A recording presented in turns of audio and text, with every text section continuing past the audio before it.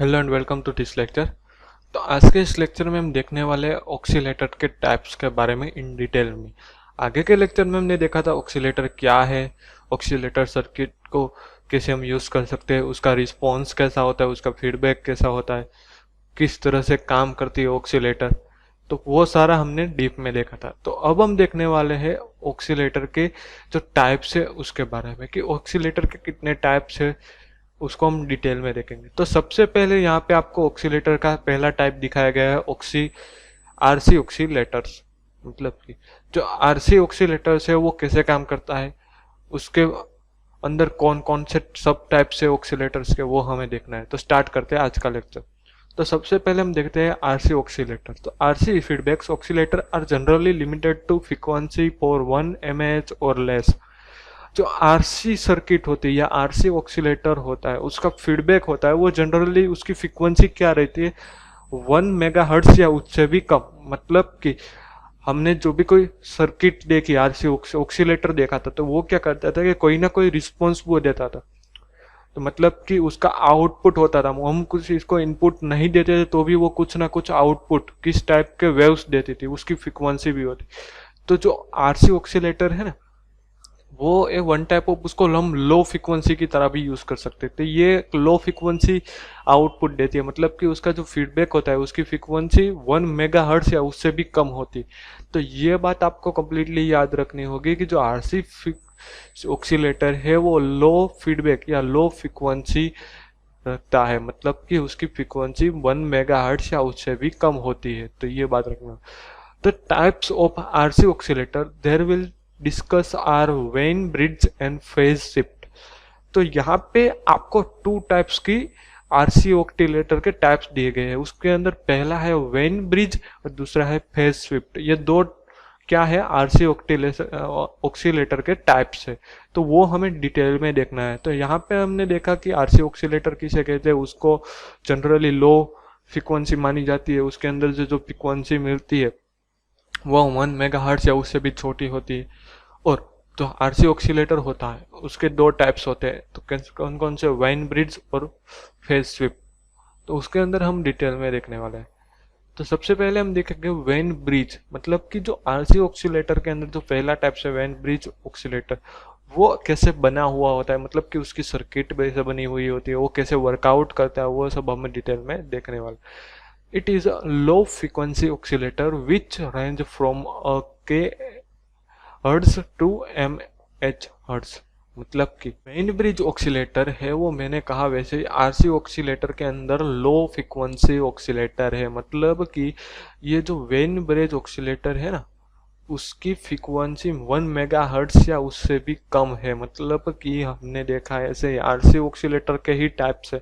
तो RC oscillator के जो 1 मेगाहर्ट्ज या उसकी फ्रीक्वेंसी उससे भी कम थी, तो वैसे ये वेन ब्रिज है ना, वो उसका ही टाइप है। तो इसलिए कंप्लीटली आपको ऑब्वियसली जो इसकी भी फ्रीक्वेंसी 1 मेगाहर्ट्ज या उससे ही कम रहेगी। तो ये क्या होती है, one type of low frequency oscillator कहते हैं। मतलब कि इसका जो रिस्पॉन्स होता है इस सर्किट के अंदर से या उस ऑक्सीलेटर के अंदर से जो भी कुछ हमें रिस्पॉन्स मिलता है वो क्या होता है, स्लो होता है। उसका जो फ्रिक्वेंसी होती है वो 1 मेगाहर्ट्ज या उससे भी कम होती है, उससे ज़्यादा नहीं होती। यहाँ पे आपकी स्क्रीन में वाइन ब्रिज ऑक्सीलेटर की जो वायरफ्रेम दी गई है कि वो कैसे दिखती है, वो कैसे काम करती है, वो यहाँ पे आपको दिखाया गया है। तो ये जो चार्ट है, ये वायरफ्रेम है, ये वाइन ब्रिज ऑक्सीलेटर सर्किट की है। तो यहाँ पे आप देख सकते हो, सबसे पहले यहाँ पे क्या होता है, एक वोल्टेज यहाँ से क्या होता है, पास किया जाता है। उसके अंदर कैपेसिटर और ये आर, मतलब कि रेजिस्टेंस लगे हुए हैं। यहाँ पर मैनी टाइप्स ऑफ रेजिस्टेंस लिखे हुए। तो ये वन टाइप ऑफ क्या होगी, लो फ्रिक्वेंसी वाली वेन ब्रिज हो गई। तो ये वेन ब्रिज ऑक्सीलेटर की क्या है, इमेज है। हम आगे बढ़ते हैं इसके अंदर। वेन ब्रिज ऑक्सीलेटर कैसे वर्किंग करता है वो हमें देखना है, कि वो वर्कआउट कैसे करता है, उसको कैसे यूज कर सकते हैं, उसकी फ्रिक्वेंसी क्या रहेगी, वो सब हमें डिटेल में देखना। तो स्टार्ट करते हो। The feedback signal in this oscillator circuit is connected to the non-inverting input terminal। मतलब कि जो ये वेन ब्रिज सिंबल ऑक्सीलेटर है ना, वो किससे कनेक्ट होता है, उसकी circuit non inverting input terminal से कनेक्ट होती है। So the O M amperes work as non inverting amplifier मतलब कि जो ये सर्किट है ना, वो हमने देखा वैसे ही कि वो नॉन इंटरटिंग इनपुट टर्मिनल से जुड़ी होती है, तो इसलिए उसका जो वर्क फ्लो है या उसका जो भी कोई एम्पियर है वो किससे जुड़ा होता है, उसको क्या बोलते हैं, नॉन इंटरलिंग एम्पलीफायर भी बोल सकते हैं। तो ये बात आपको कंप्लीटली याद रखनी है कि जो वेन ब्रिज ऑक्सीलेटर है वो उसकी सर्किट किससे कनेक्टेड होती है, नॉन इन्वर्टिंग इनपुट से, मतलब कि उसके अंदर के कोई भी इनपुट नहीं आता, वो ऐसी टर्मिनल से जुड़ी हुई होती है। The condition of zero phase shift around the circuit is achieve by balancing the bridge, मतलब कि the condition of zero phase मतलब कि जो फेज शिफ्ट है वो जीरो होती है, उसके अराउंड जीरो होती है, तो उसके अंदर जो circuit is achieve by balancing the bridge, मतलब कि वो तब क्या होती है, जो सर्किट का ब्रिज होता है उसके हिसाब से वो बैलेंस कर लेती है इलेक्ट्रॉन्स को। तो ये बात आपको याद रखनी हो कि जब फेज शिफ्ट जीरो हो, किसी भी सर्किट के अंदर जब फेज शिफ्ट जीरो हो, तब ऑक्सीलेटर के अंदर जो ब्रिज होता है उससे वो कंप्लीटली इलेक्ट्रॉन्स को बैलेंस कर लगती है, मतलब कि zero phase shift is essential for sustain oscillator. तो ये जीरो फेज शिफ्ट है ना, वो एक एसेंशियल सस्टेन्स ऑक्सीलेटर है, तो ये बात आपको याद रखनी होगी। The frequency of oscillator is the frequency of the balance bridge and is given by the expression the frequency of oscillator, मतलब कि जो वेन ब्रिज ऑक्सीलेटर है उसकी फ्रीक्वेंसी किसके अंदर होती है, रिजोनेंट फ्रीक्वेंसी के अंदर, मतलब कि यहाँ पे आपको दिखाया गया है कि जो एफओ मतलब क्या हुआ, रिजोनेंट फ्रीक्वेंसी, तो उसकी यहाँ पे फ्रीक्वेंसी आपको बताई गई, मतलब कि ये जो वाइन ब्रिज ऑक्सीलेटर की फ्रीक्वेंसी है ना, वो क्या होती है, 1/2πRC होती है। तो ये बात आपको याद रखनी होगी कि उसकी फ्रीक्वेंसी कितनी है, इसको आप नोट डाउन भी कर सकते हो, गोल्ड आईएमपी की तरह याद रख सकते हो कि वाइन ब्रिज ऑक्सीलेटर की जो भी फ्रीक्वेंसी होती है वो कितनी होती है, तो उसको कैसे, एफओ मतलब रिजोनेंट फ्रीक्वेंसी, इसका मतलब उसको शॉर्ट फॉर्म में क्या बोलते हैं, F O, resonant frequency is equal to 1/2πRC। तो ये फ्रीक्वेंसी क्या है, वाइन ब्रिज ऑक्सीलेटर की frequency. At the resonant frequency FO, the inverting and non-inverting input voltage will be equal and in phase. So the negative feedback signal will be cancelled out by the positive feedback, causing the circuit to oscillate. मतलब कि जब resonant frequency के अंदर inverting और non inverting दोनों type के voltage है वो इक्वल होते हैं, मतलब कि जितने भी इन्वर्टिंग जो भी वोल्टेज है उस उतने ही नॉन इन्वर्टिंग वोल्टेज होते, तो वो दोनों सेम होते हैं, उसकी जो वैल्यू होती है वो दोनों सेम होते हैं।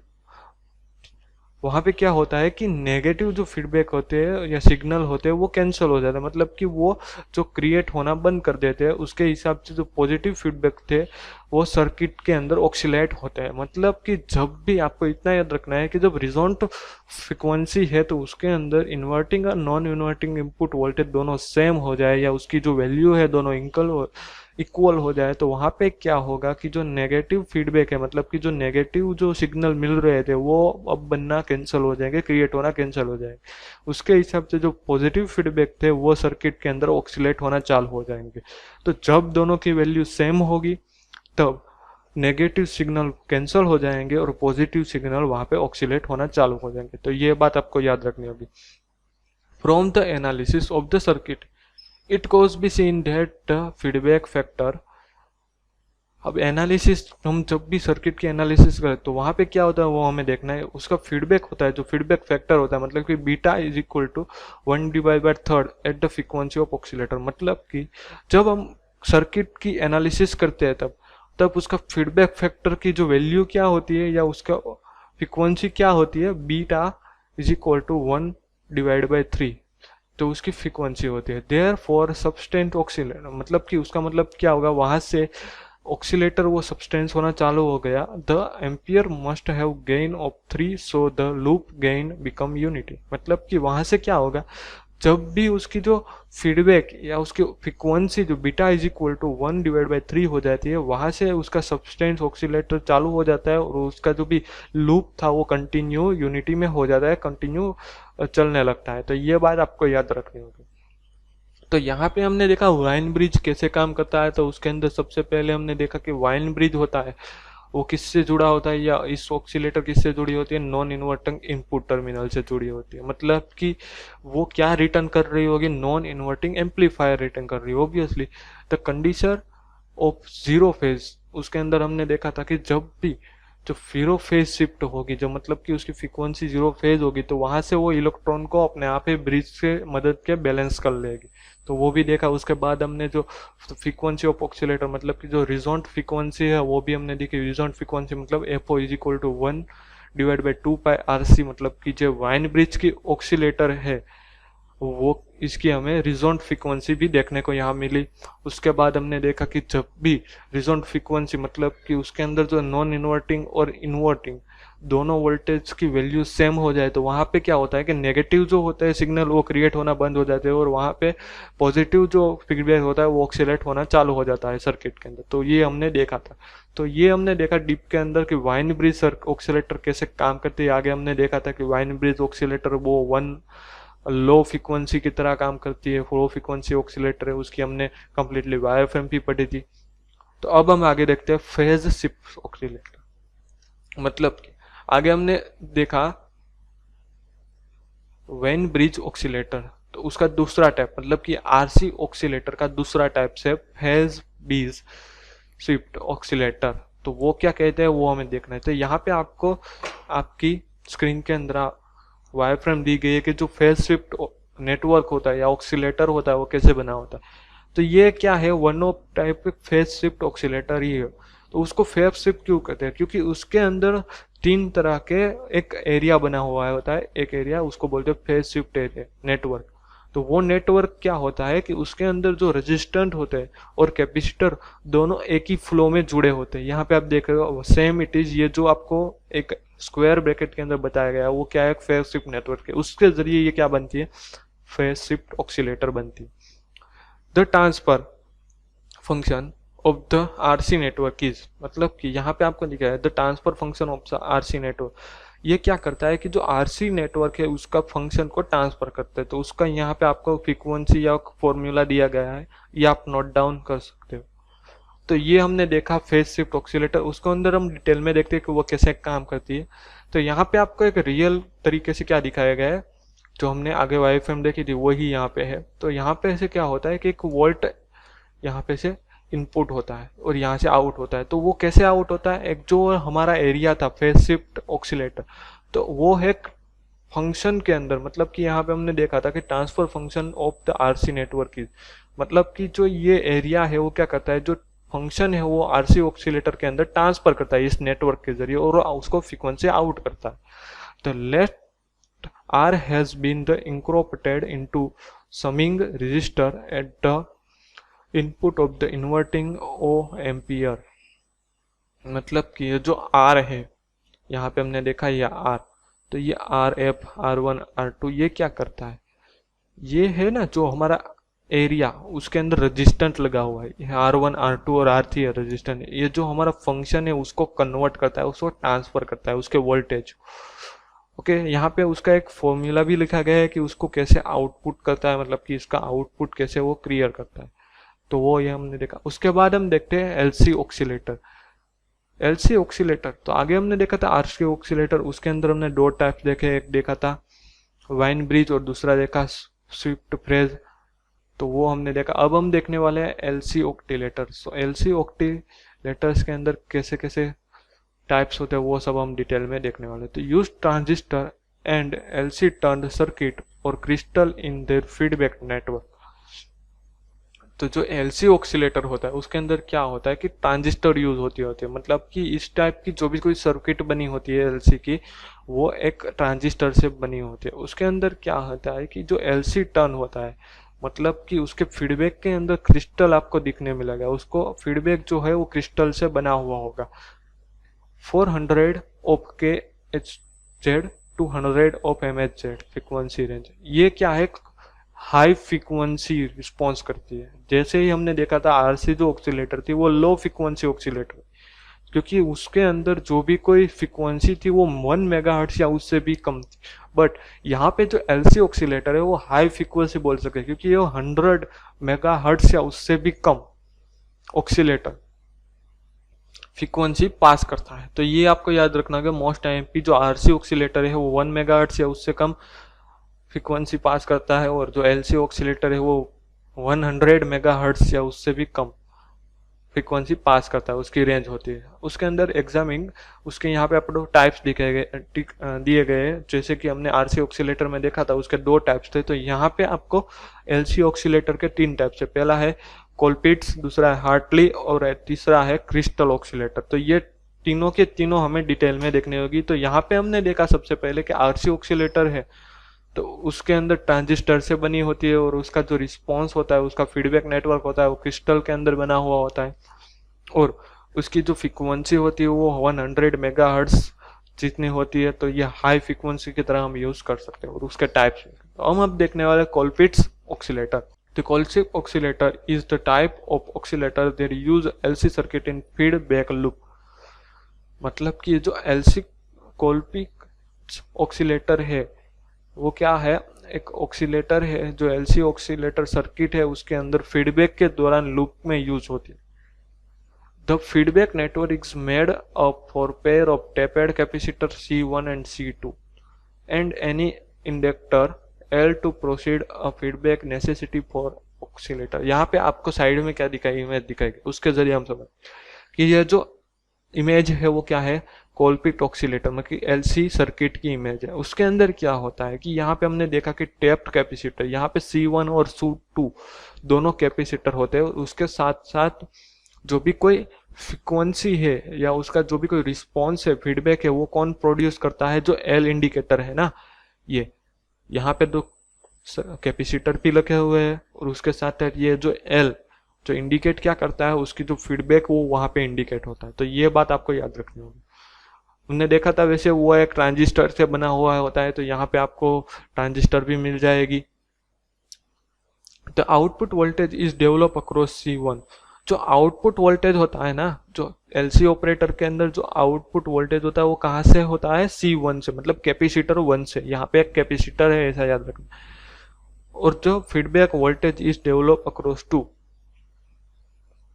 और जो फीडबैक होता है ना वो कहाँ से होता है, C2 से। मतलब कि जो आउटपुट वोल्टेज है वो एलसी सर्किट के अंदर जो कैपेसिटर 1 है वहां से होता है, और जो उसका फीडबैक होता है वोल्टेज का वो कहाँ से चेक किया जाता है, C2 मतलब कि कैपेसिटर 2 से। तो ये बात आपको याद रखनी थी। तो ये कोलपिट ऑक्सीलेटर यहाँ पे हमने देखी। कोलपिट ऑक्सीलेटर क्या है कि जो एलसी ऑक्सीलेटर है या एलसी सर्किट है उसके अंदर जो लूप के दौरान फीडबैक देने के लिए हम यूज करते हैं, उसके अंदर ज्यादातर कैसे बनी होती है, उसका नेटवर्क C1 C2 मतलब कि 2 पेयर ऑफ कैपेसिटर से बनी होती है। उसके हिसाब से उसको रिस्पॉन्स या फीडबैक देने के लिए एल इंडिकेटर भी लगाया जाता है। यहाँ पे हमने सिर्फ उसकी फ्लो चार्ट से हमें देखा, उसकी सर्किट के हिसाब से देखा, जो C1 था और C2 जो 2 कैपेसिटर थे उसके साथ साथ रिस्पॉन्स के लिए एल इंडिकेटर भी रखा गया था। और जो C1 होता है ना वो क्या होता है कि उसका जो आउटपुट वोल्टेज है ना वो दिखाता है, वो डेवलप करता है। और जो C2 मतलब कैपेसिटर 2 है ना वो क्या करता है, फीडबैक वोल्टेज है ना वो क्या करता है, रिस्पॉन्स क्रिएट करता है। तो ये बात आपको याद रखनी है। ये देखें हमें कोलपिट्स ऑक्सीलेटर। उसके बाद देखना है हमें हार्टली ऑक्सीलेटर। तो ये कैसे काम करता है, तो ये सेम इट इजी है, बट यहाँ पे थोड़ा सा लेआउट चेंज हो गया है जैसे भी कोलपिट ऑक्सीलेटर के अंदर था। तो देखते हैं इन डिटेल ये कैसे काम करती है। The Hartley oscillator is almost identical to the Colpitts oscillator. मैंने कहा वैसे कि हार्टली जो ऑक्सीलेटर है वो सेम इट इज कैसे है, कोलपिट ऑक्सीलेटर की जैसे है। थोड़ा सा बहुत चेंज हो गया, बट वहां पे क्या था, आपने गौर किया हो तो वहां पे क्या था कि 2 टाइप्स के कैपेसिटर थे और एक ही इंडिकेटर था। यहाँ पे क्या है, हार्टली ऑक्सीलेटर में 2 टाइप्स के इंडिकेटर है और एक ही क्या है, कैपेसिटर है। तो ये ही चेंज हो गया, दूसरा कुछ नहीं। उसकी जो वायरफ्रेम थी उसका इंडिकेटर और जो कैपेसिटर है उसका फ्लो ही चेंज हुआ। The primary difference is that feedback network the Hartley oscillator used to tap indicators L1 and L2 and a single capacitor C। मैंने कहा वैसे कि दोनों के अंदर ओनली फॉर डिफरेंस यही है, दोनों की सर्किट भी सेम है, उसका रेजिस्टेंस भी सेम है। चेंज हुआ है, तो वहां पे क्या था कि दो टाइप्स के सर्टिफिकेट कैपेसिटर थे। उसके अंदर पहला कैपेसिटर था वो आउटपुट में क्या क्रिएट करता था, वोल्टेज आउटपुट क्रिएट करता था, और दूसरा कैपेसिटर था जो यहाँ पे L2 है, तो वहां पे क्या था, वो फीडबैक क्रिएट करता था वोल्टेज का। और जो इंडिकेटर था वो रिस्पॉन्स देता था, फीडबैक देता था, उसके लिए जरूरत थी। तो यहाँ पे हार्टली के अंदर क्या हो गया, जहाँ पे हम कैपेसिटर लगा हुआ था वहां से निकल कर यहाँ पे क्या आ गया, इंडिकेटर हो गए दो टाइप, L1 L2। तो यहाँ पे दो इंडिकेटर हो गया और ये क्या हो गया, सिंगल कैपेसिटर हो गया। तो यही चेंज है दोनों की डिजाइन के अंदर। उसके अंदर हम डिटेल में देखेंगे कि दोनों के अंदर क्या क्या चेंज हुआ है, उसकी फ्रीक्वेंसी में क्या चेंज हुआ है। The analysis of Hartley oscillator is identical to the Colpitts oscillator, मतलब कि दोनों के अंदर हमने देखा तो चेंज तो सिंपली क्या हुआ है, जो इंडिकेटर्स के टाइप्स थे या उसका जो वैल्यू थी वही चेंज हुआ है कैपेसिटर और इंडिकेटर की। तो यही एक मेन डिफरेंस है, वही एक आइडेंटिफिकेशन है दोनों के अंदर। द फ्रीक्वेंसी ऑफ ऑक्सीलेटर, मतलब ये जो हार्टली फ्रीक्वेंसी है, हार्टली ऑक्सीलेटर है, उसकी फ्रीक्वेंसी क्या है वो यहाँ पे दिखाई गई। तो W0 is equal to 1 division square root L plus L2 into C. तो ये क्या हो गई, एक फ्रीक्वेंसी हो गई। इसको आप नोट डाउन कर सकते हो, ये गोल्डन आईएमपी की तरह यूज हो सकती है। आपको एग्जाम के अंदर भी आ सकती है कि हार्टली ऑक्सीलेटर का मतलब क्या है या उसकी फ्रीक्वेंसी क्या है, तो ये आपको याद रखना होगा। तो यहाँ पे हमने देखा कोलपिट पहले देखा था, उसके बाद हार्टली ऑक्सीलेटर देखा, दोनों के अंदर हमने डिफरेंस भी देखा, तो दोनों का डिफरेंस क्या है। तो सिंपल डिफरेंस के अंदर हमने एक ही चीज पढ़ी यहाँ पे कि जो यहाँ पे क्या हो गई, दो पेयर हो गई, एक पेयर हो गई इंडिकेटर की, मतलब कि L1 L2, और एक हो गया सिंगल क्या हो गया, कैपेसिटर हो गया। तो ये दोनों में डिफरेंस था, उसकी फ्रीक्वेंसी भी देखी। अब हम देखने वाले हैं यहाँ पे असाइनमेंट। तो यहाँ पे हमारा लेक्चर कंप्लीट होता है। एक बार हम फिर से रिवाइज कर लेते हैं कि आज के लेक्चर में हमने क्या क्या पढ़ा। तो सबसे पहले हमने पढ़ा आरसी ऑक्सीलेटर के बारे में कि आरसी ऑक्सीलेटर क्या थी। तो आर के ऑक्सीलेटर में हमने देखा कि लो फ्रीक्वेंसी ऑक्सीलेटर है, उसके अंदर जो फ्रीक्वेंसी होती है उसकी कितनी मात्रा होती है, 1 मेगाहर्ट्ज या उससे भी कम होती है। उसके अंदर दो टाइप्स थे, पहला हमने देखा था वेन ब्रिज, दूसरा देखा फेज स्विफ्ट, ये दो टाइप्स थे। वेन ब्रिज ऑक्सीलेटर है वो क्या है, एक लो फ्रीक्वेंसी ऑक्सीलेटर थी, उसकी जो फ्रीक्वेंसी का रिस्पॉन्स था या उसकी रेंज थी वो 1 मेगाहर्ट्ज या उससे भी कम थी, जैसे हमने देखा आरसी के अंदर वैसे ही है। यहाँ पे उसके अंदर डिटेल में देखी थी कि वो वर्क कैसे करती है। तो वो हमें पहले देखा था कि यह जो सर्किट होती है, जो ऑक्सीलेटर होती है, क्या होती है, नॉन इन्वर्टिंग इनपुट टर्मिनल से कनेक्टेड होते हैं, इसलिए इसमें से जो भी हमें रिस्पॉन्स मिलेगा वो भी क्या होगा, नॉन इन्वर्टिंग एम्पियर ही होगा। उसके हिसाब से हमने देखा कि उसका जो भी जीरो फ्रेज हो जाता है, मतलब कि उसके अंदर जो फ्रेज स्विफ्ट की वैल्यू जीरो हो जाती है, तो वहां पे वो अपने आप ब्रिज से बैलेंसिंग कर लेती है इलेक्ट्रॉन्स का। तो ये हमने देखा। उसके बाद हमने रिजोनेंट फ्रीक्वेंसी देखी इज ब्रांड ब्रिज ऑक्सीलेटर की। तो उसके अंदर देखा था एफओ, मतलब कि resonant frequency is equal to 1 division 2 pi RC. तो ये आपको गोल्डन एमपी की तरह याद रखना होगा, मैं फिर से कह रहा हूँ, ये आपको एग्जाम्पल में भी आपने देखा होगा और एग्जाम में भी आप उसको आ सकता है। यह भी हमने डिटेल में देखा था।